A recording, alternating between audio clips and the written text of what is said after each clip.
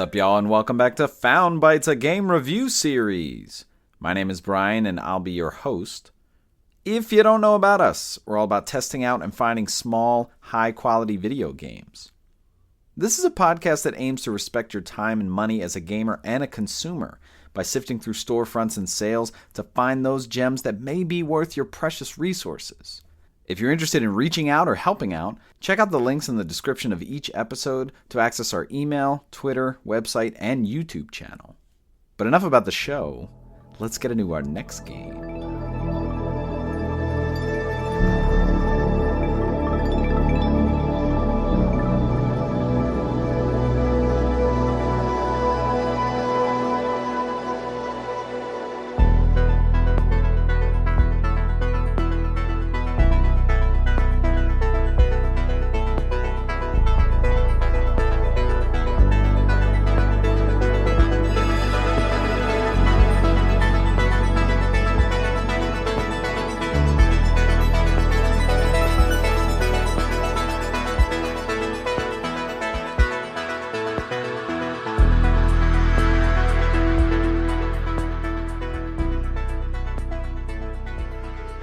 Cocoon is the game for this week's episode.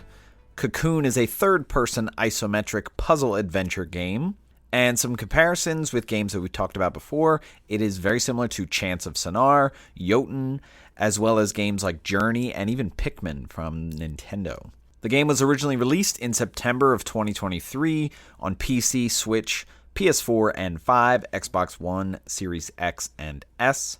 The game was developed by Geometric Interactive, which is a small team from Denmark, and they've done games like Thoth and 140. I have not played these or even heard of them. However, this team was started by a group of former Play Dead employees, which is a developer that has made games like Inside and Limbo. So if you've seen those and the style of storytelling that's going on in those games, you can definitely get a sense of what may be, at least generally, going on with this game. The game is published by Annapurna Interactive, and they are a big third-party publisher, and I believe we've talked about them before because they publish games that we've talked about on the podcast. It does have a physical release in September of 2024 coming up. I Am 8-Bit is releasing a PS5 and a Switch SKU, and pre-orders are live right now as of publishing this, and I believe they'll be shipped out in September of 2024, so in a couple of months from the publishing of this. And there are two versions going out. The standard box version is going out through I Am 8-Bit, but is actually going to be available on Amazon and Best Buy and Target, so you can actually pre-order the standard edition there. And then the collector's edition, which is an I Am 8-Bit exclusive, it's only going to be sold on their site, and that is an edition that includes a poster, some art cards, and actually like a crystal orb on a stand, which seems pretty cool. I Am 8-Bit is also going to do a vinyl OST release, and that is available as well for pre-order right now and will be dropping or shipping presumably in September of 2024. The game released with an MSRP of $24.99. Those physical versions, the standard box set that's going to be available on Amazon, Best Buy, Target, that is going for $30, and the collector's 8-bit exclusive edition, that is available for pre-order for $75, and the vinyl is going for $32. Runtime of the game should take you somewhere between 4 and 6 hours. Maybe 4 if you're just running straight through, not worry about picking up all the collectibles, but if you do everything in the game, it should not take you more than 6 hours. And for our PlayStation listeners, this game does have a Platinum Trophy, and 21% of players are getting this. This is actually a fairly easy Platinum, still satisfying. Me, I've been playing it on PS5. I got it on sale for $14.99, and I got the Platinum Trophy in about 5 hours. It really didn't take me long, and the game is actually really helpful in trying to get any trophies that you may have missed. And in terms of recommendation, I vaguely heard about this on Twitter, I feel, from maybe some other indie studios kind of sharing things about this game. But really the big thing that stood out to me was that these were former employees of Play Dead, because I had played Inside, and I do own Limbo, but I don't think I played it. So those are all definitely things that were involved in me deciding to dive in.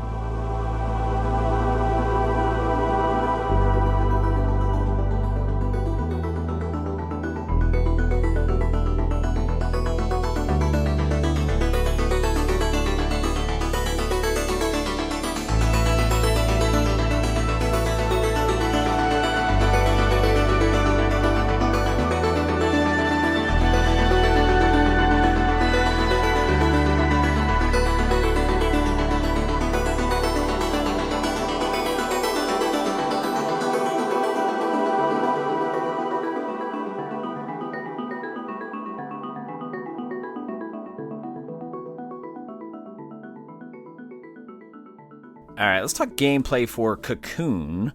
So this is a top-down isometric camera type game similar to like Transistor or Jotun that we've seen before. And on a very basic standpoint, it is going to be similar with just your basic character movement with those games. So let's get into some of the basics. So like I said, you're going to be moving around your character, and they can only move at one speed, surprisingly fast. And that is something that is very welcoming to any gamer. It's really not slugging around. You are moving. Your character moves pretty fast. Other than moving around, you're going to be interacting with things. And when you interact, you can pick things up. You could potentially use things.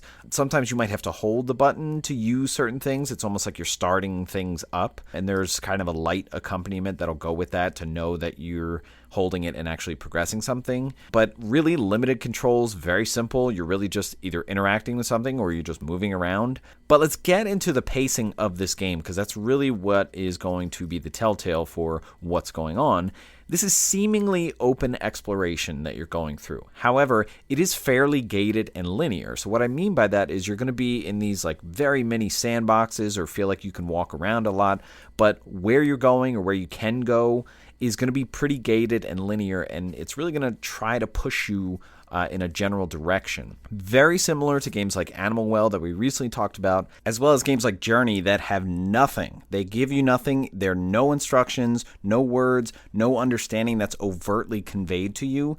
It's just you kind of figuring it out as you go. Now, what is interesting compared to Animal Well that we talked about in our last episode, there is minimal backtracking in this game, even less so than Journey. I mean, there are collectibles in this game, but like I said, it's very gated and it's very linear, so you don't have to feel like this mental strain of like, did I miss some of this crazy stuff or am I going the right way? It should be fairly obvious that there's really one option to continue on, but there are collectibles, and we'll talk about that in a minute. How you're getting through this game is by solving puzzles in order to keep going. And these can be all kinds of complexities. The game does a very good job of funneling these. It starts out very simple, and that's because you have a limited number of things, but eventually you'll start to gain different things, and that will make it more complex for how to keep going and how to move on. And as you're getting through this game, you are gaining an understanding of the functions of certain things, or the ebb and flow. When you see something, you know how to use it now. And therefore, it's going to start to add more complexity as you get through the game and more dimensions. And that pun is intended. Like I said, there is some collection. There are vaguely hidden paths that are kind of obscured, that are like these alternate routes that just have like a single trophy collectible at the end of them. It's not like you could go and diverge on a different path and actually end up going a different way. It's just like, oh, there's this thing right here. It's kind of just a one-way path, and you come back and you go right on the main path. There are multiple worlds in this game. There are technically 5, I guess, but 4 that you'll interact with. And these are things you're going to discover in sequence. It's not that you have access to all of them right away, and that's part of the pacing. It's slowly starting to give you a little more and a little more. You are going to be moving between these worlds. And this is similar to Chance of Sonar, whether it's a linear progression or whether you're actually going to be able to quickly teleport, but you will be moving through these worlds. And so let's talk about how you're progressing. Each of these worlds is going to have a boss, and beating it will unlock some kind of new path or potentially a new world. And so, like I said, you're kind of getting these in sequence. You're not having them all at the same time. Within one of these worlds, you'll be moving yourself, like we said. You'll be moving objects, interacting with objects, solving puzzles, potentially getting a key and transporting it to the place where it needs to go in order to unlock certain things or unlock your way to the boss. And then, of course, you're going to be puzzling in order to progress within these worlds. And a lot of basic things, like there'll be elevators, there'll be moving platforms, there'll be ways to catapult yourself to get to another area. You'll be hitting switches, whether you need to physically stand there and hit it, or whether you need to leave something on it in order for it to stay switched. You'll be opening things like bridges and doors, and you'll be carrying these orbs around. And as you're lugging them around, you might put them down on certain things to open elevators or to open platforms or to move platforms, and you'll see a plethora of these sort of pods or these terminals in order to place the orbs on so that you don't have to carry them, or maybe you need to put it here and then you can walk away. And so for a very basic understanding, if anyone's ever played Final Fantasy X, when you're in the Cloister of Trials and you get these different spheres, it's going to function similarly to that because they're going to serve a purpose. They can be put on certain things, and any of them can interact with certain terminals, but sometimes only specific ones can do specific things at specific terminals. And a lot of these puzzles that you're going to be doing, they're going to be timing based. Like you might need to go click something and then run and interact with something in order to get to a door before it closes. It could be different turrets or objects that get used when there's something in them. It could be symbol sequence puzzles that you'll see from the environment that are really interesting and a nice kind of change of pace. But let's talk specifically about these orbs. This is where the game gets a bit wild. So there are probably like 4 different orbs that you'll find. And like I said, you're going to be carrying them along, and you're going to need to carry them or lug them through these worlds and keep going. And it's almost like you need to bring them with you as you're progressing through this game. And like I said, you can place them at any port or terminal that you see, and you're going to see a lot of them if you just need to put it there while you interact with something else or pass through something else. You can only carry one at a time. They're fairly large, but you can direct swap. So if you have 2 of them and you're holding one and there's one in a terminal, it's not like you need to find another terminal or port in order to put one down so that you can free up and pick one up. You can actually go up to one that has one in it and swap it directly with the one in your hand. So that's actually a really nice alleviation of any kind of stress there. Each of these are going to have special properties, and it's kind of dictated by the color. So, for example, some of them, when you're holding them, they're going to display kind of a circular force field, and anytime you get close to like a digital platform frame, it'll populate it with a bridge or a platform to walk on. So it's almost like you're making an invisible bridge appear when you're holding this. Other ones, you can convert like these clouds that are kind of like in a tall cubic shape. You can convert them into like a solid block, and it works as an elevator and it shoots you up. There's one that will allow you to shoot a beam when you're standing on a certain platform. So they all have kind of unique properties, and they're going to be used for specific things. But all of them can be placed, like I said, to unlock a door or an elevator. And when you do that, it unlocks it permanently. So you might put one down, it'll unlock a certain thing, a door or whatever, and then you can pick it right back up and it'll keep that door open. And like I said, comparing to like Cloister of Trials and Final Fantasy X, any orb can kind of serve basic functions like that. And then so if these have specific properties, you're going to have some puzzles that are specific to individual orbs, as well as you're going to have areas that you can only walk through without an orb. Like I said, they are big and bulky, so you're going to have like these thin-fitting walkthroughs that you can't carry an orb through. So that's going to dictate how you work around that or solve that puzzle, or what are you going to do with that orb while you're walking through there, and how can you get it back, things like that. And then there's sort of this meta puzzling aspect. So some of these ports or terminals that you're going to see where you can put the orb down, what's going to happen is you're going to put it down, and then you're going to see this pool of liquid around that orb that is the same color of that orb. And what these terminals allow you to do are to go inside of these orbs. And so what I hope you're realizing is that these orbs that you're lugging around are the different worlds that you're going to jump between. And this you realize very soon, but it opens up such a wide variety of all kinds of craziness. Because, like I said, you can put an orb on a terminal and then go in that orb, but you can also be carrying another orb when you go into another orb. And so you can hold on to an orb, go into another world, and you can actually leave it in that other world and then come out. So there are all kinds of puzzles within puzzles that are now possible because of this simple idea. It almost gives the visual of like a Russian doll situation, especially when you're trying to traverse and you can only take one orb or something like that. You can actually put the other orb inside of that orb, and so carry one while you're carrying the one that's also inside of it. So this really opens up to a lot of possibilities here. What's interesting is that these orbs are permanent, and they always remain where you last left them. So it's not like you can lose the orb, because it is like these orbs are the central part of progressing through this game. And so what makes this game really interesting is that it has to incorporate almost like a responsibility in requiring these orbs for different puzzles so that you don't leave them behind. So at any point as you're progressing through this game, and again, you might start with one orb, but you're eventually going to have multiple orbs. In order to ensure that you keep these orbs to progress you through the game, they have to be required, or it has to be thought about that every one of these orbs gets accounted for. So this is where I am very impressed, especially with the complexity of the puzzles, managing all of these multiple objects and still keeping it linear. The game is gating you. It is making sure that you don't get lost and that you don't lose these orbs. So it has to mindfully require that you use them or know where they are at all times. So again, I'm very impressed with this micromanaging of all of these things and making it very intentional. Also, while you're in these different orbs or these worlds, there are different terminals that you come across that will immediately allow you to exit that orb and go back to the last orb you were in or the last world you were in. And what's interesting is within an orb or within a world, there are multiple of these terminals that kind of act as like updated checkpoints.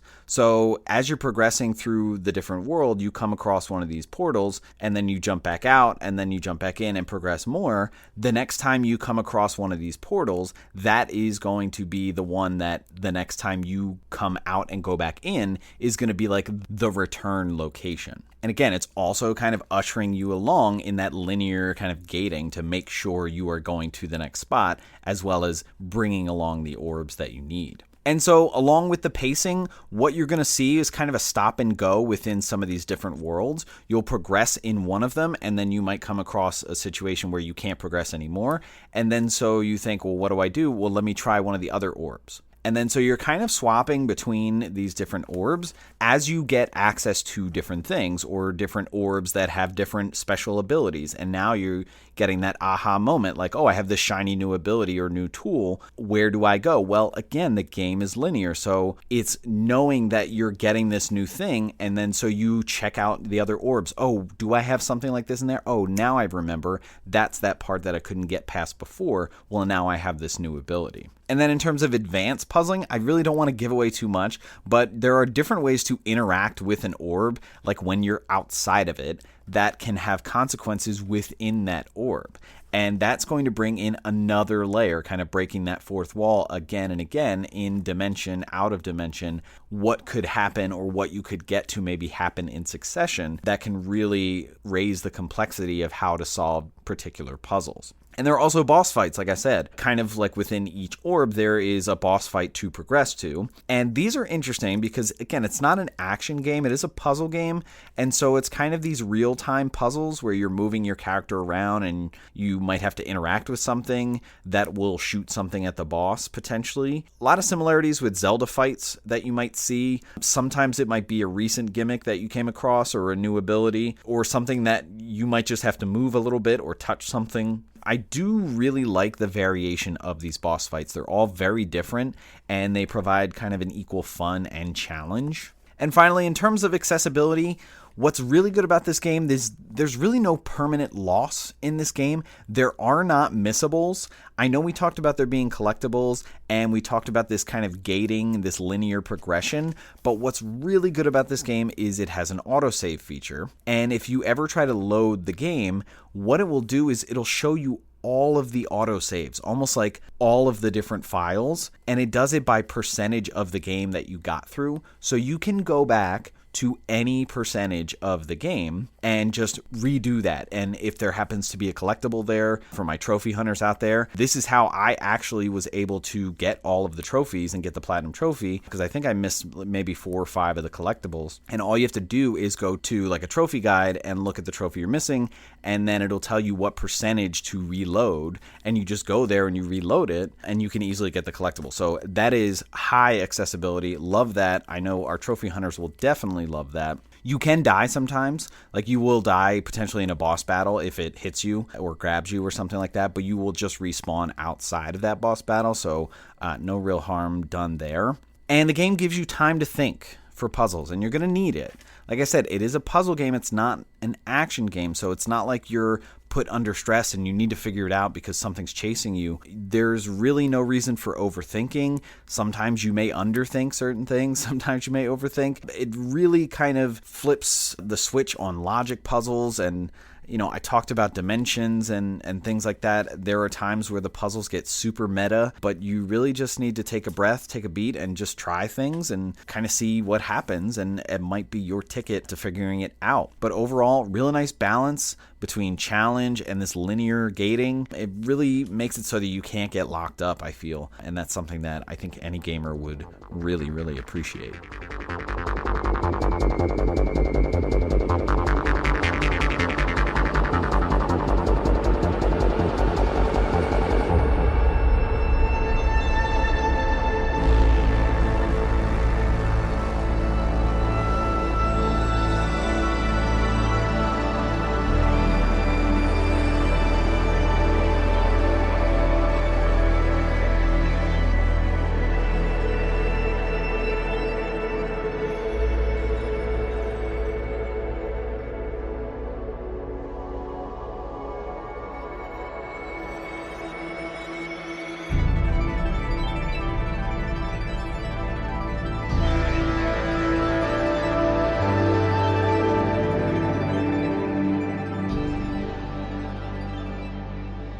All right, let's talk about the vibe of Cocoon. So let's start with the setting and sort of the concept here. So the name of the game is Cocoon, and you are some kind of moth or butterfly that's trying to do something. I don't know. Again, the game is not overt about communicating what you're supposed to do. But I think maybe you're trying to travel somewhere or escape. It's not clear. It's pretty vague. Again, no words, but I like sort of the ambiguous journey that you're on. And you're journeying through these worlds. Like I said, you've got these different orbs and they're different colors. And the colors do correspond to some kind of like environmental biome. Like the red one, when you go in, it's very dusty and desert-like. It's almost like steppes and canyons and things like that. The green one is kind of swampy and sort of has like this overcast. And some of the other ones might present in a more like technological fashion, maybe a little more modern. I'm not going to give away too much here, but there is some good variation with the worlds you're going through. And you're going in and out of these orbs. And let me tell you, it is mind-bending, especially the interactions you can have inside and outside the orb that can have an effect for trying to solve a puzzle. If anybody out there has ever watched Rick and Morty, there's one episode, it presents like this microverse. I believe Rick's spaceship has a battery that is actually a microverse,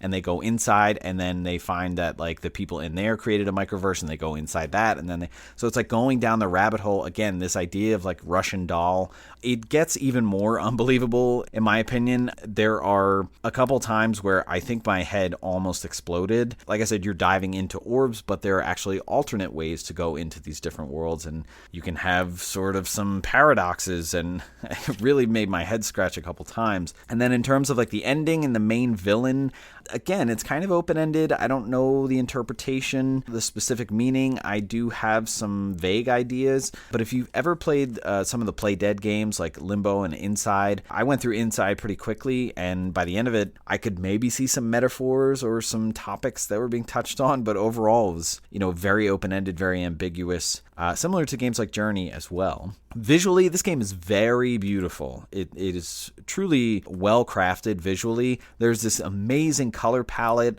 It's super bright at times. Like I said, you've got the different biomes and the orbs that have specific colors. The 3D models are very smooth, and how they're rendered, it's just very crisp and very clear. The environments, a lot of simple shapes in some of the minor features that might have to do with puzzles, whether it's like curves or spheres or cubes out in the world. But again, the environments, depending on the different biome, some of them have a lot of ridges or like, kind of mountains and different paths to go, overhangs, and that could potentially obscure a collectible that you're trying to find.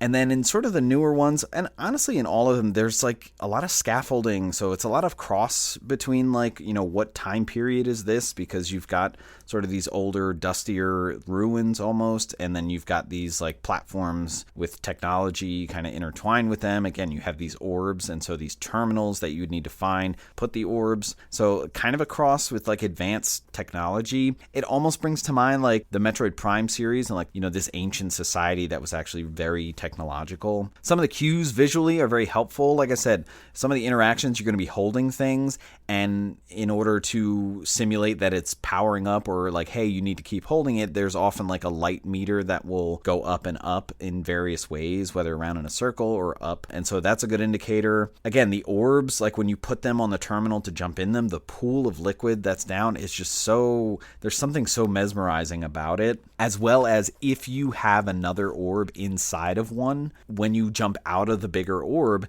it'll actually show that little ball like, okay, you have the green one and the red one. So when you're carrying the red one around, you'll see like a dot that has the green one in there. That's like, hey, reminding you the green one's in here. So that's really helpful.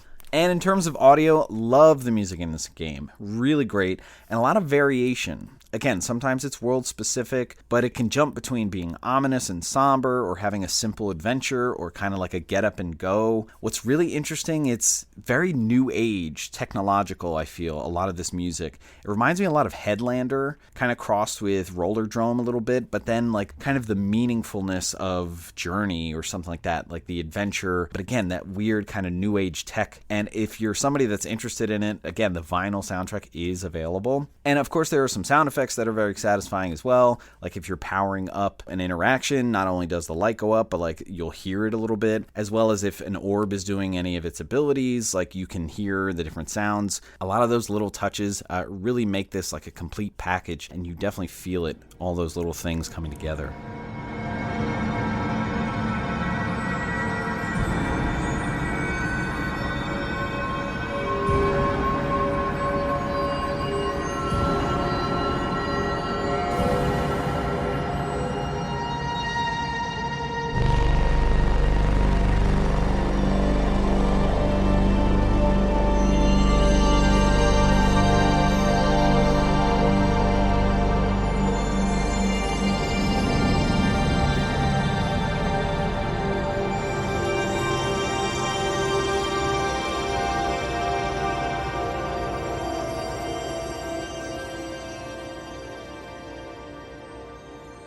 Okay, let's wrap up the conversation about Cocoon. So this is a great short experience, and I love these things. It's such a nice little palate cleanser, something in between a huge game. I mean, I'm playing Elden Ring right now with the DLC out, and just having this like as something on the side, like a little 4 or 5 hour experience that's really rewarding.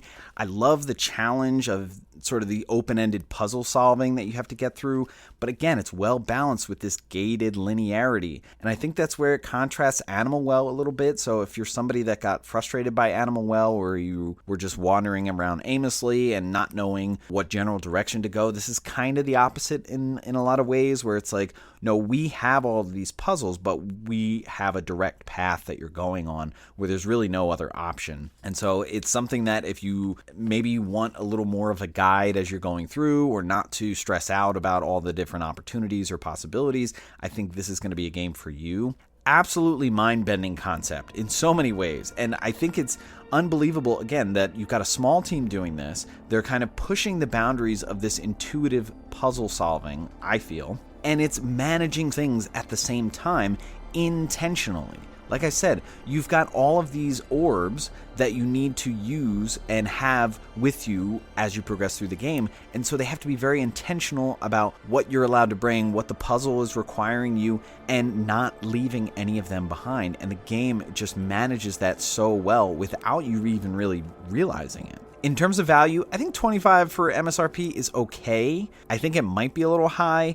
I got it at $15 on sale. I think that's a great price if you see it on sale for $15. I think that's a no-brainer. You should jump on that. Again, a nice palate cleanser, great short and sweet experience, and again, easy but rewarding platinum. I think if you're a trophy hunter, this is right up your alley, and you'll have a nice, rewarding, kind of meaningful experience as you go through this, and often scratch your head a little bit. And so I highly recommend this game. All right, that's going to wrap it up for this episode. Stay tuned for our next episode to see what new game we found for you.